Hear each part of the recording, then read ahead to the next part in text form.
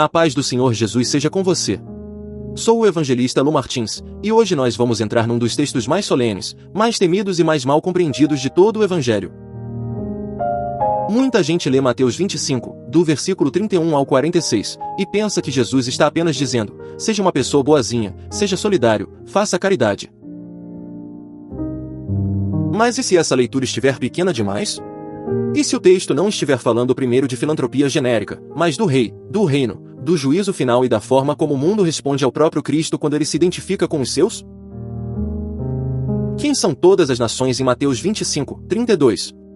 Quem são meus pequeninos irmãos em Mateus 25, 40? E a pergunta que aperta o peito: Jesus está ensinando obras que salvam, ou obras que revelam quem de fato pertence a ele? Compreender isso faz toda a diferença no nosso caminhar. Para que você não seja apenas um ouvinte, mas participe ativamente do cumprimento do ID através deste Ministério Digital, seja mais que um inscrito, torne-se membro do nosso Ministério Digital. Como amigo, guardião ou mantenedor do Palavra Pura, você recebe esboços em PDF, decide nossos temas e pede vídeos personalizados de uso livre. Clique em Seja Membro, semeie no Evangelho e vive Efésios 4:12, buscando o aperfeiçoamento para a obra do ministério. Agora respira fundo. Porque o que Jesus faz aqui não é entregar um conselho leve. Ele fecha seu discurso sobre o fim com um tribunal cósmico. Ele não fala como comentarista da história. Ele fala como aquele diante de quem a história inteira vai parar. Em Mateus 25:31, ele diz: quando o Filho do Homem vier em sua glória, com todos os anjos, assentar-se-á em seu trono na glória celestial. Isso não é metáfora vazia. Isso é entronização. Isso ecoa Daniel 7:13 e 14, quando alguém semelhante a um filho de homem vem com as nuvens do céu, aproxima-se do ancião de dias e recebe autoridade, glória e reino. Então a pergunta não é apenas o que fazer com os pobres. A pergunta é: quem é esse que julga? E quem são aqueles com quem ele escolhe se identificar? Tudo se move de uma vez. Em Mateus 25:31, o Filho do Homem vem em glória. Não existe atraso, não existe resistência, não existe voz humana tentando negociar prazo. O trono está posto. O juízo começa. O peso da cena cai antes mesmo de uma sentença ser pronunciada. O coração de quem ouve aperta porque percebe que não está diante de uma parábola leve de aldeia, mas diante da consumação de todas as coisas. Os anjos estão com ele. Isso significa que a corte do céu não assiste confusa. O céu inteiro reconhece o rei. Em Mateus 25:32, todas as nações são reunidas diante dele. Todas. Não uma etnia, não um grupo religioso específico, não uma classe social, não um bloco ideológico. Todas as nações. Gente de língua arrogante e gente de joelhos cansados. Reis e anônimos. Pregadores e zombadores. Gente que ergue a mão no culto e gente que aperta os dentes quando ouve o nome de Jesus. Todos reunidos. O ar não carrega debate. O ar carrega a sentença. Ninguém está ali para opinar sobre Deus. Todos estão ali porque Deus já se assentou. Então ele faz um movimento que rasga a multidão como lâmina precisa. Em Mateus 25:32 e 33, ele separa uns dos outros, como o pastor separa as ovelhas dos bodes. Coloca as ovelhas à sua direita e os bodes à sua esquerda. É rápido. É exato. É irreversível. Não há zona cinzenta. Não há corredor intermediário para os quase convertidos, os quase obedientes, os quase rendidos. E esse gesto ecoa Ezequiel 34:17, onde o próprio Senhor diz que julgará entre ovelha e ovelha, entre carneiros e bodes. Jesus toma para si uma função divina. Ele não é um mensageiro do juízo. Ele é o juiz messiânico entronizado. E aqui já começa o choque. Porque muitos querem um Cristo inspirador, mas não um Cristo entronizado. Querem um Jesus que consola, mas não um Jesus que separa. Querem um cordeiro sem trono, um salvador sem tribunal, uma graça sem rei. Só que em Mateus 25:31 a 33, o mesmo Jesus que cura, perdoa, toca leprosos e acolhe crianças agora assenta-se na glória e divide a humanidade. A ternura de Cristo nunca anulou sua majestade. A mansidão de Cristo nunca enfraqueceu seu cetro. E se você sente um tremor por dentro, é porque esse texto foi feito para quebrar a falsa segurança de quem trata o fim como teoria. À direita estão as ovelhas. À esquerda, os bodes. Mas ninguém ainda ouviu o motivo. Ninguém ainda sabe a chave verbal que vai abrir o texto. Ninguém ainda ouviu a expressão que liga o céu à terra, o rei aos invisíveis, o trono aos vulneráveis. Então o rei abre a boca. Em Mateus 25:34, ele diz aos que estão à sua direita: venham, benditos de meu Pai. Recebam como herança o reino que lhes foi preparado desde a criação do mundo. Escuta isso com reverência. O reino não está sendo improvisado na última hora. O reino não está sendo pago como salário por desempenho. O reino foi preparado desde a criação do mundo. Antes de qualquer obra ser mencionada, a graça já está de pé na sentença. Isso é decisivo. Porque se você perder isso, vai transformar o texto em moralismo. Vai imaginar que Jesus está ensinando uma escada de méritos. Mas o rei primeiro chama de benditos de meu Pai e depois menciona as obras. Primeiro a relação. Primeiro a herança. Primeiro a pertencimento. Herança não se compra como mercadoria. Herança se recebe como filho. Só que logo em seguida o texto desce do trono para o concreto da vida comum. Em Mateus 25:35 e 36, o rei enumera 6 atos simples, quase domésticos, quase sem brilho social. Tive fome e vocês me deram de comer, tive sede e vocês me deram de beber, fui estrangeiro e vocês me acolheram, necessitei de roupas e vocês me vestiram, estive enfermo e vocês cuidaram de mim, estive preso e vocês me visitaram. Não há aplauso nesse catálogo. Não há palco. Não há trombeta. Não há gesto de autopromoção. Há mão servindo. Há pés se movendo. Há tempo doado. Há compaixão encarnada. E é aqui que a carne do texto começa a latejar. Porque fome não é conceito. Fome é barriga contraindo. Fome é garganta seca. Fome é o corpo fraquejando. Sede não é ilustração. Sede é língua áspera no céu da boca. Estrangeiro não é tema acadêmico. Estrangeiro é o homem que pisa num lugar onde ninguém o chama pelo nome. Enfermo não é abstração. Enfermo é a mão tremendo ao tentar erguer uma caneca. Preso não é símbolo vazio.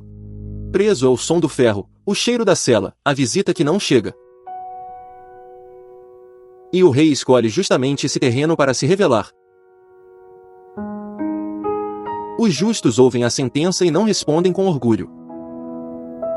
Eles não dizem, sim, Senhor, nós lembramos daquele grande projeto, daquele dia em que nossa generosidade foi admirada. Não.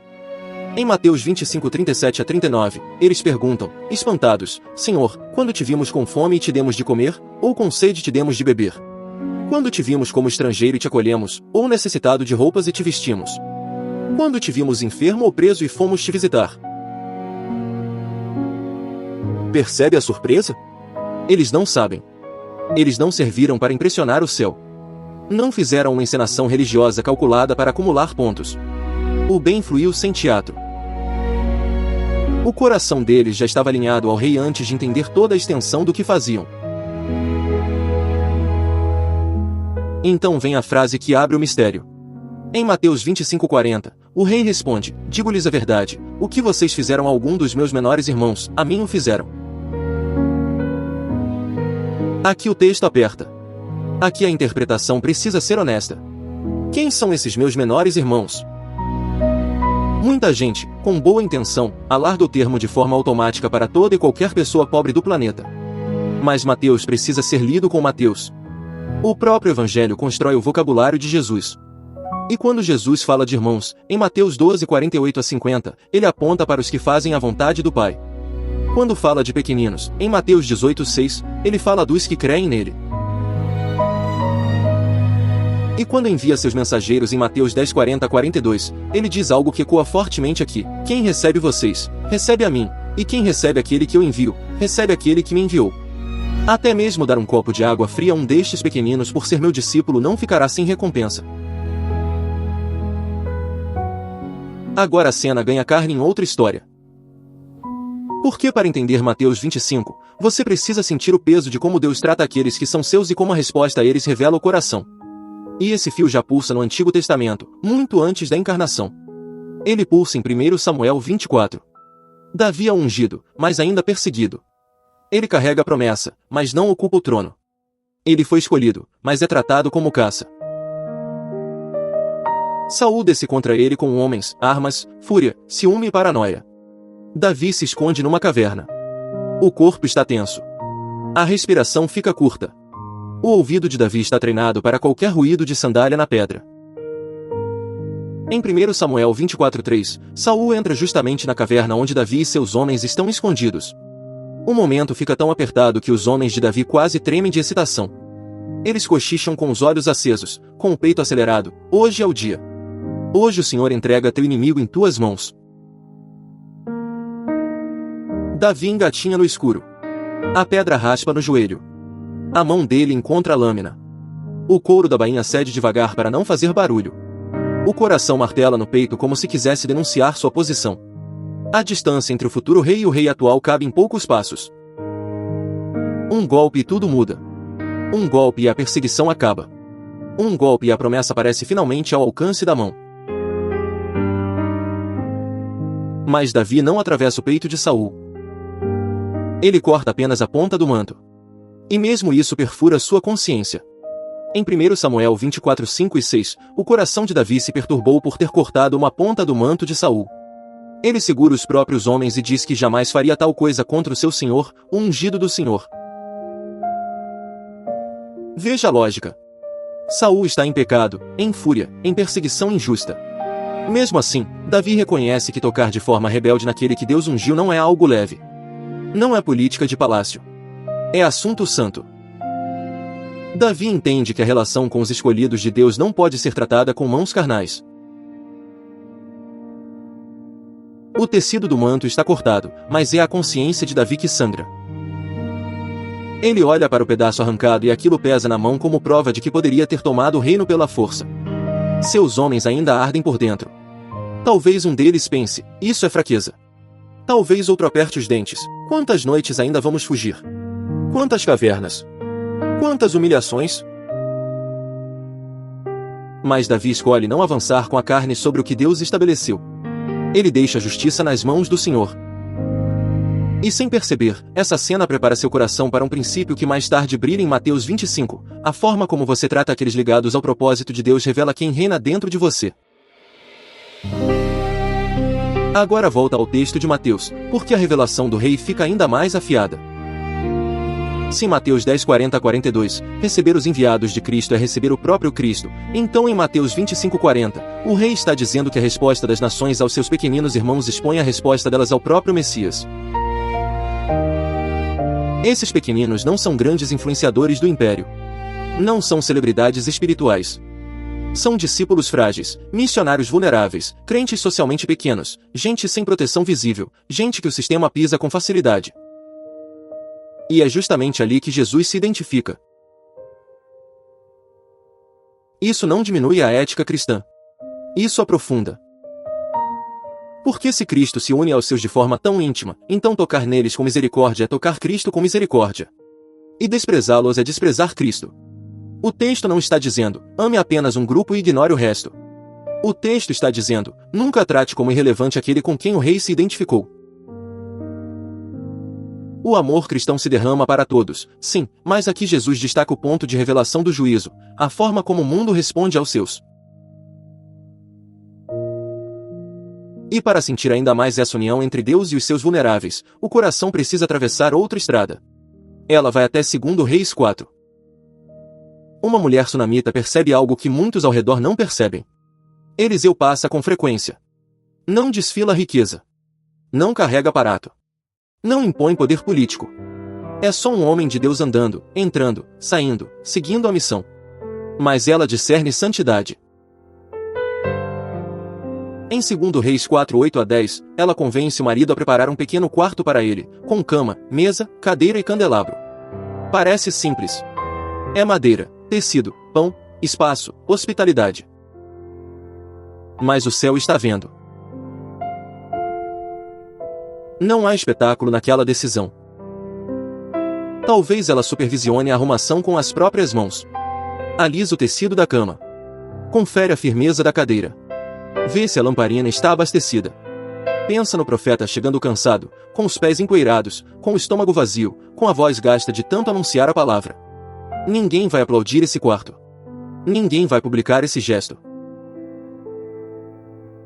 Mas aquele espaço se torna um altar silencioso de acolhimento ao servo de Deus. E a resposta a esse servo não para no servo. Ela sobe. Eliseu pergunta o que pode fazer por ela. Ela não está negociando milagre. Ela está servindo porque discerniu. Em 2 Reis 4:14-17, a palavra profética vem, ela terá um filho. E ela, que já conhece a dor da esperança frustrada, quase resiste. A voz dela parece tremer, não iludas tua serva. Não mexas nessa ferida. Não abras essa janela se ela for fechar de novo. Mas o menino vem. O quarto simples recebe recompensa que só Deus pode dar. A hospitalidade oferecida ao enviado de Deus se conecta à intervenção do próprio Deus. Anos passam. O menino cresce. Então a tragédia corta o dia. Em 2 Reis 4:18-20, ele sente uma dor aguda na cabeça no campo. Volta para a mãe. Senta-se no colo dela até o meio-dia e morre. O peso do corpo muda. Quem já segurou alguém vivo conhece a diferença terrível quando a vida se retira. Os braços dela seguram o filho, mas agora seguram silêncio. Ela sobe e o coloca na cama do homem de Deus. Repare nisso. A cama preparada para acolher o profeta agora recebe o filho morto. O lugar da hospitalidade vira lugar de intercessão. O que ela fez ao servo se torna o espaço onde ela clama, ainda sem palavras, ao Deus do servo. Ela corre atrás de Eliseu. O texto ferve de urgência. O rosto está firme, mas por dentro tudo treme. Quando chega ao homem de Deus, agarra seus pés. Não é etiqueta. É desespero santo. Em 2 Reis 4:28, ela solta a dor represada. Acaso te pedi um filho, meu senhor? Não te disse que não me desses falsas esperanças? Não é incredulidade vazia. É coração rasgado diante do Deus que parece ter tocado para depois retirar. Eliseu vai com ela. Entra no quarto. Ora. Estende-se sobre o menino. Boca com boca, olhos com olhos, mãos com mãos. Em 2 Reis 4:34 e 35, o corpo do menino aquece, espirra 7 vezes, abre os olhos. Vida volta. Por que essa história pulsa aqui? Porque ela mostra um princípio profundo. Deus leva a sério a forma como seus servos, os seus enviados, os seus santos vulneráveis são recebidos. Uma cama, uma cadeira, uma mesa, uma lamparina não são pequenas quando oferecidas por fé. E isso prepara o ouvido para entender Jesus em Mateus 25. Quando o rei diz, o que vocês fizeram a um dos meus menores irmãos, a mim o fizeram, ele não inventa um princípio novo do nada. Ele revela, em sua plenitude messiânica, algo que o céu sempre tratou com seriedade. A relação com os representantes de Deus revela a relação com Deus. Agora, a cena de Mateus 25 precisa ser atravessada até o outro lado, porque o texto não termina com os benditos. Em Mateus 25:41, o rei se volta aos da esquerda, malditos, apartem-se de mim para o fogo eterno preparado para o diabo e os seus anjos. A frase desaba pesada. Não há como amaciar o som dela sem trair o texto. E reparem algo importante, aos da direita, o reino foi preparado para eles desde a criação do mundo. Aos da esquerda, o fogo eterno foi preparado para o diabo e seus anjos. A condenação humana não nasce do propósito criador de Deus para o homem, mas da aliança rebelde com o mal e da rejeição persistente do rei. Isso torna o texto ainda mais solene. Então o rei enumera de novo os mesmos cenários concretos, agora pela ausência. Tive fome e vocês não me deram de comer, tive sede e nada me deram de beber, fui estrangeiro e vocês não me acolheram, necessitei de roupas e vocês não me vestiram, estive enfermo e preso e vocês não me visitaram. Mateus 25:42 e 43. A condenação não é narrada como um grande ato espetacular de maldade. É omissão. É indiferença. É dureza. É passar reto. É não ver. Ou pior, ver e não se importar. O coração endurecido raramente se anuncia com trovões. Muitas vezes ele aparece no gesto que nunca vem, na misericórdia sempre adiada, na frieza que se justifica com pressa e conveniência. E os da esquerda também perguntam: Em Mateus 25:44, eles dizem: Senhor, quando te vimos com fome ou com sede ou como estrangeiro ou necessitado de roupas ou enfermo ou preso, e não te ajudamos? Repare. Eles também dizem Senhor. Também demonstram surpresa. Também não perceberam. Mas a ignorância deles não é inocente. Ela revela a distância real do coração do rei. Eles nunca aprenderam a reconhecer o valor daquilo com que Cristo se identifica.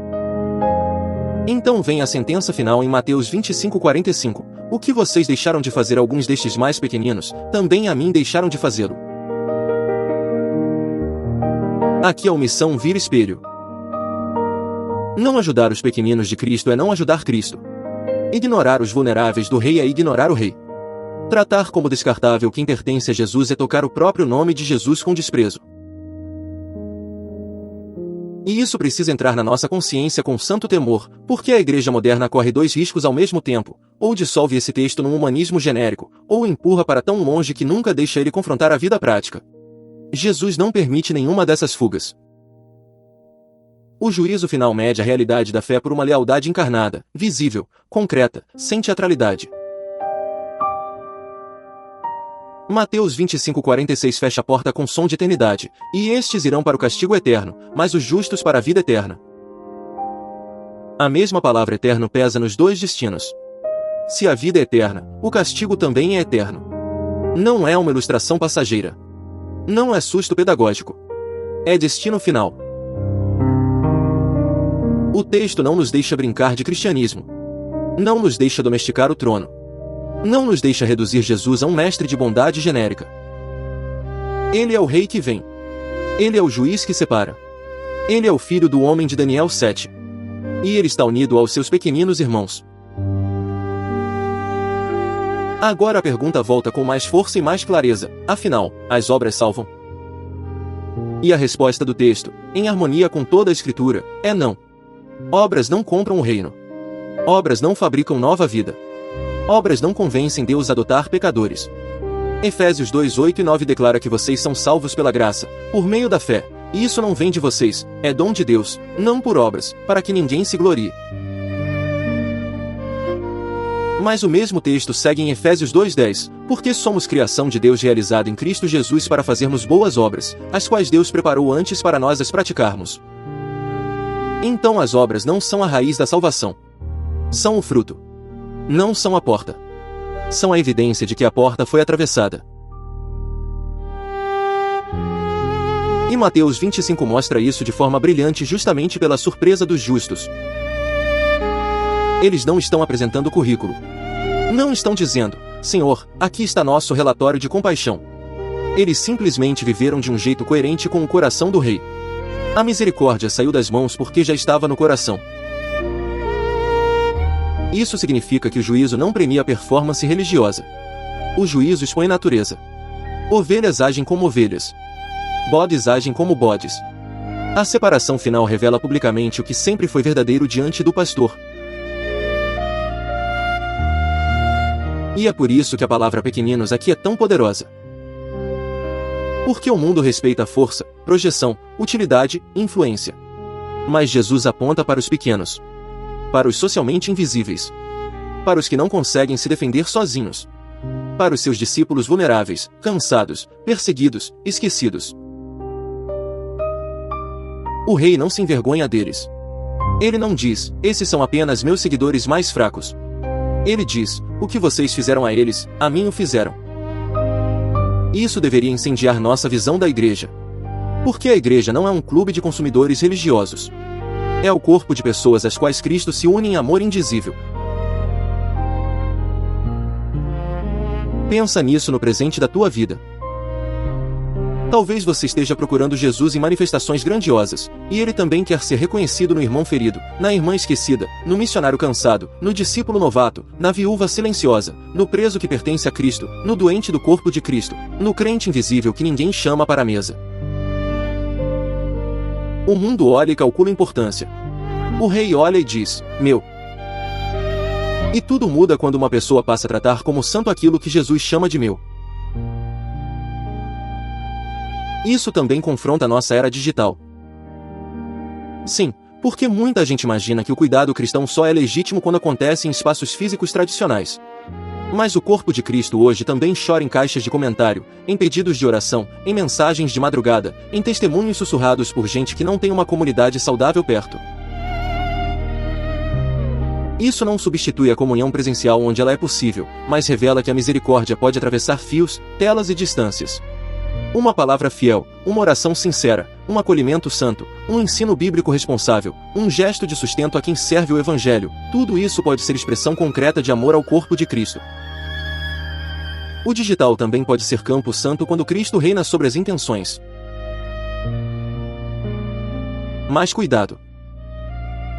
O texto não nos chama a uma religiosidade performática de internet, em que alguém ajuda só para parecer sensível. Os justos de Mateus 25 nem sabiam que estavam servindo o rei daquela maneira. Essa surpresa destrói o exibicionismo espiritual. O serviço aprovado no juízo final não nasce da sede de visibilidade. Nasce de união viva com Cristo. 1 João 4:19-21 diz que nós amamos porque Ele nos amou primeiro, e que quem ama a Deus deve amar também seu irmão. Então a fonte não é culpa. A fonte é amor recebido. E aqui vem o veredito espiritual deste vídeo. Mateus 25:31-46 não é um apêndice ético solto. É a culminação do discurso de Jesus sobre o fim. É o rei revelando que a fé verdadeira se torna visível em misericórdia concreta e lealdade a ele, especialmente na forma como se responde aos seus pequeninos irmãos. O texto não diz que atos de bondade compram salvação. O texto diz que a presença da vida do reino aparece nas mãos, no tempo, nos olhos e nas decisões de quem já pertence ao rei. Agora olha para o espelho. Essa história antiga é a sua história. É a minha. Todos os dias alguma forma de pequenez passa diante de nós. Nem sempre com rótulo. Nem sempre com placa. Nem sempre com alarde. Às vezes é um irmão desanimado.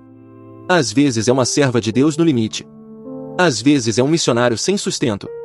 Às vezes é um novo convertido precisando de acolhimento. Às vezes é um pedido de oração que você quase ignora porque está correndo. E a pergunta não é, como posso parecer um cristão melhor? A pergunta é, o coração do rei vive em mim a ponto de minhas mãos reconhecerem o que o mundo despreza? Talvez você ouça isso e perceba uma secura.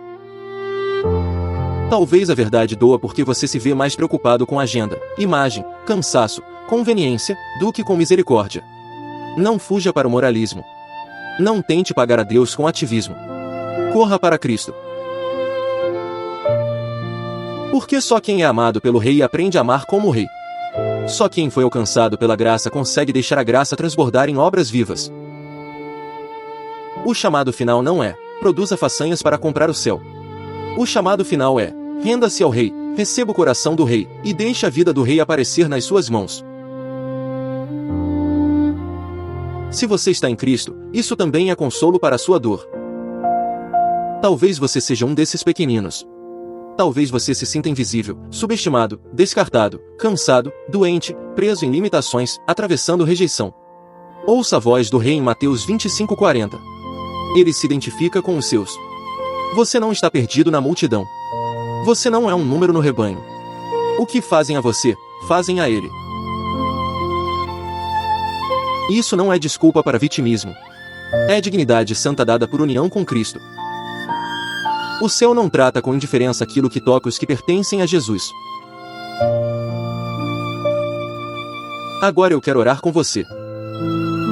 Senhor Deus e Pai, em nome de Jesus, eu te peço por cada pessoa que ouviu esta palavra até aqui. Visita agora o coração cansado, corrige o coração endurecido e fortalece o coração sincero. Derrama temor santo, discernimento espiritual e amor verdadeiro. Onde houver frieza, acende compaixão. Onde houver orgulho, produz quebrantamento. Onde houver confusão sobre salvação e obras, traz luz da tua palavra. Que cada pessoa entenda, com profundidade, que a salvação vem da tua graça e que a vida transformada manifesta essa graça em frutos visíveis. Pai, em nome de Jesus, cura o que está ferido por dentro. Consola quem se sente pequeno, esquecido e invisível. Sustenta o irmão perseguido, a irmã aflita, o servo cansado, o missionário sem reconhecimento, o convertido recente que ainda está aprendendo a andar. faz-nos reconhecer Cristo naquilo que o mundo despreza. Dá-nos mãos dispostas, olhos atentos, palavras cheias de verdade e um coração pronto para acolher, servir, visitar, orar e sustentar aquilo que pertence ao teu reino. Senhor Jesus, livra-nos de uma fé teatral, de uma bondade de vitrine, de uma religião que fala muito e ama pouco. Ensina-nos a viver de forma tão unida contigo que a misericórdia brote sem cálculo, sem performance e sem vaidade. E se alguém está longe de ti, chama com poder. Convence do pecado, da justiça e do juízo. Concede arrependimento, fé viva e nova vida. Que hoje haja reconciliação contigo, restauração de fé e renovo espiritual em muitos lares.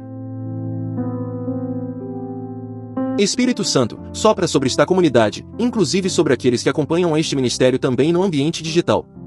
Faz desta congregação online um lugar de edificação, consolo, verdade, intercessão e amadurecimento. Guarda os comentários, as conversas, os pedidos de oração e cada semente de ensino bíblico lançada aqui. Que tudo seja usado para a glória de Jesus e para o fortalecimento do corpo de Cristo. Nós te agradecemos, Pai, porque tua palavra não volta vazia. Em nome de Jesus, amém. Se esta palavra edificou você, escreva nos comentários uma resposta simples. O que mais falou ao seu coração hoje? Isso fortalece nosso tempo de comunhão e também ajuda outras pessoas a entrarem nessa mensagem com mais profundidade. Se você deseja continuar recebendo estudos bíblicos com seriedade, unção e clareza, inscreva-se no canal Palavra Pura, porque aqui você encontra conteúdo fiel à Escritura para crescer no conhecimento de Cristo. E na tela final eu vou deixar um vídeo que se conecta profundamente com esta mensagem e pode abrir ainda mais sua compreensão da palavra. Assista até o fim e continue esse mergulho. E eu libero sobre a sua vida uma bênção bíblica acolhedora, que o Senhor te abençoe e te guarde, que o Senhor faça resplandecer o rosto sobre ti e tenha misericórdia de ti, que o Senhor sobre ti levante o rosto e te dê a paz. Que a graça do Senhor Jesus Cristo, o amor de Deus Pai e a comunhão do Espírito Santo sejam com a sua vida, sua casa e seu caminho, hoje e sempre, em nome de Jesus.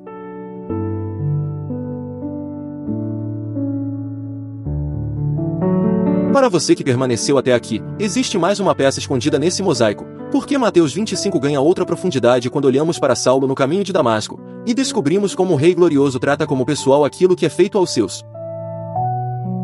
Atos 9 não começa com um homem neutro buscando respostas, começa com um coração inflamado contra os santos, e o texto diz em Atos 9:1 que Saulo ainda respirava ameaças de morte contra os discípulos do Senhor.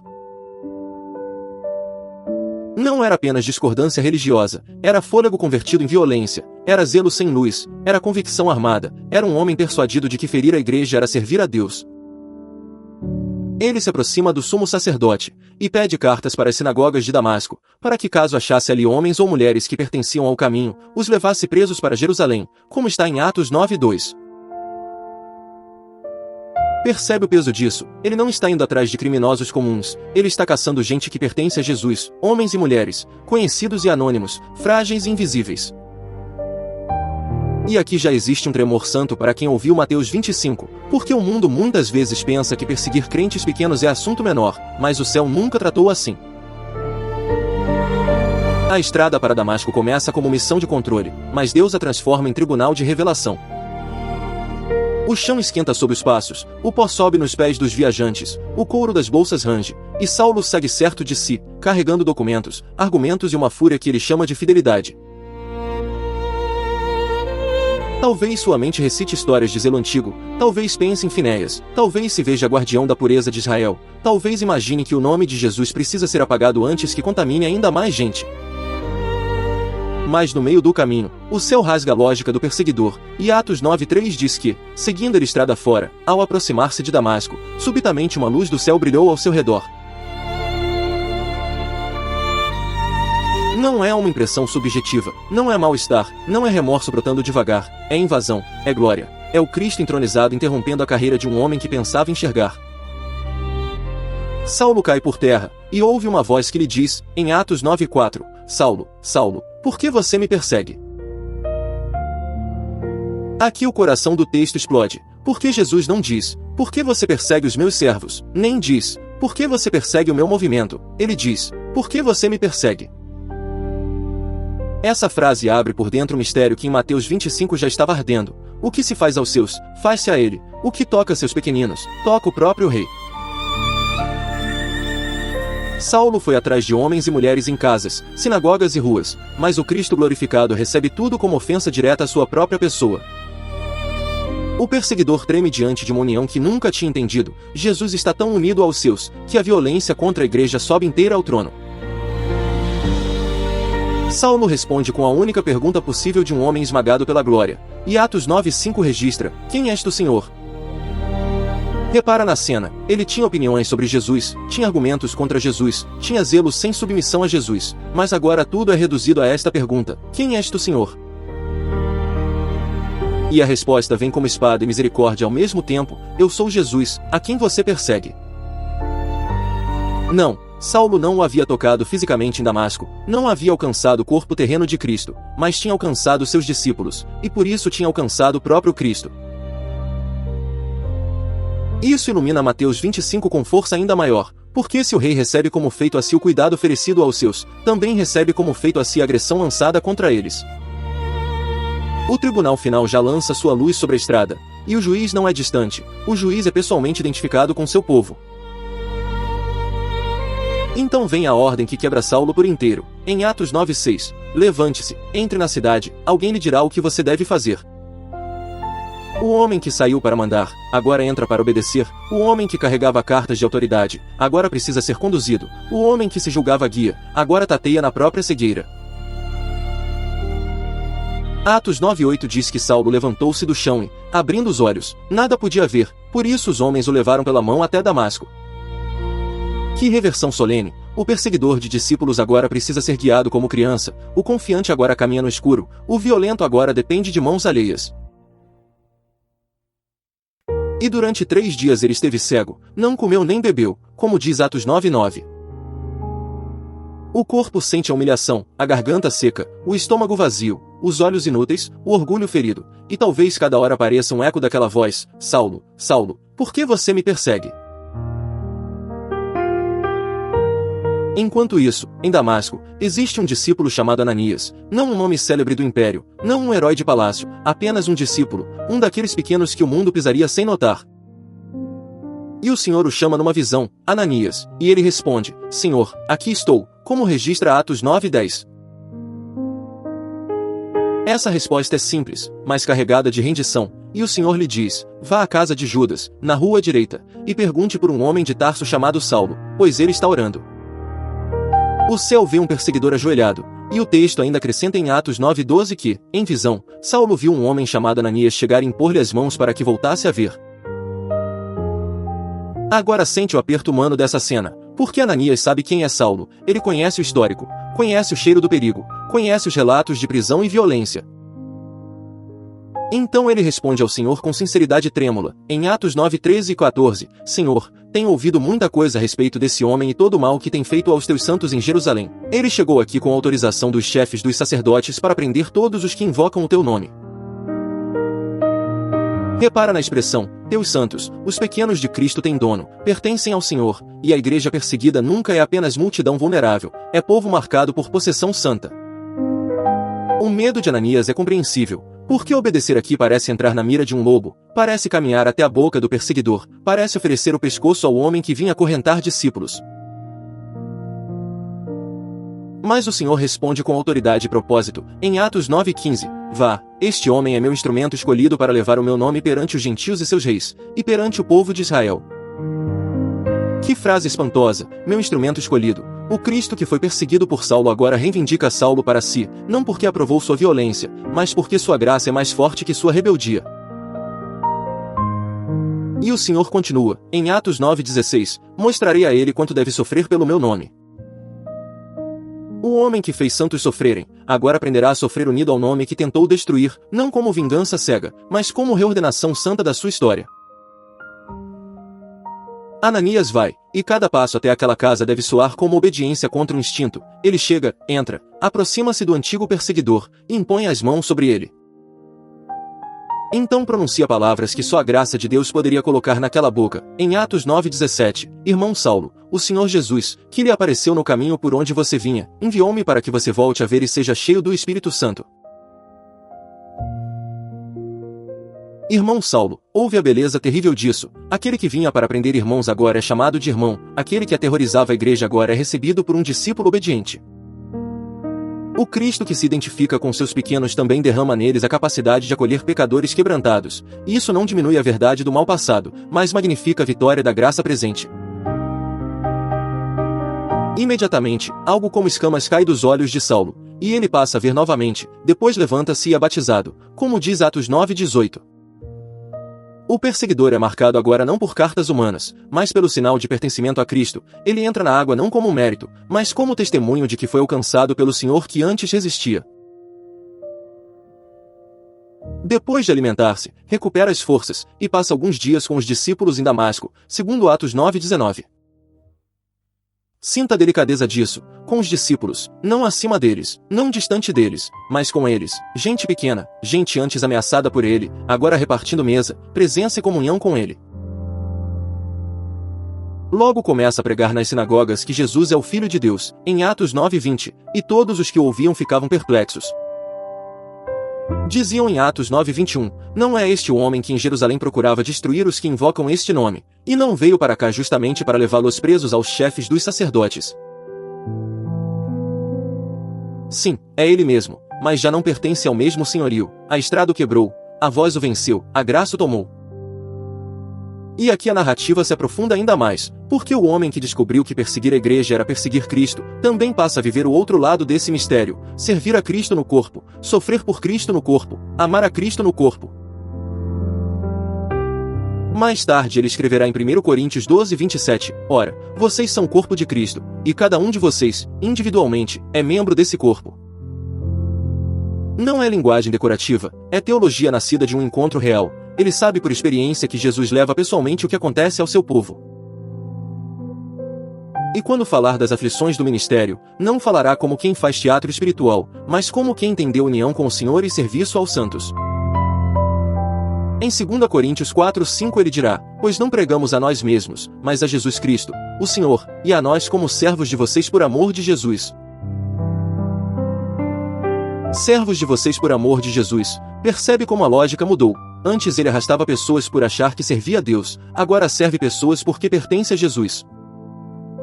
E quando a igreja em Jerusalém ainda teme sua aproximação, porque o passado não some da memória humana em um instante, Barnabé o toma consigo, como vemos em Atos 9:27. Barnabé conta aos apóstolos como Saulo vira o Senhor no caminho, e que o Senhor lhe falará, e como em Damasco pregara corajosamente em nome de Jesus. Mais uma vez, alguém acolhe um homem frágil na transição, alguém faz ponte, alguém reconhece a obra de Cristo onde muitos só veem ameaça, e esse gesto também é precioso diante do rei. Porque Mateus 25 não fala apenas de pão e visitação, fala da revelação do coração, e Atos 9 mostra um coração de Cristo que toma como seu tanto a dor dos santos quanto o destino dos que ele converte. Se Saulo tivesse continuado endurecido, sua perseguição aos pequenos seria perseguição direta ao rei, mas ao ser alcançado, ele descobre que a única esperança é cair diante desse mesmo rei e ser refeito por graça.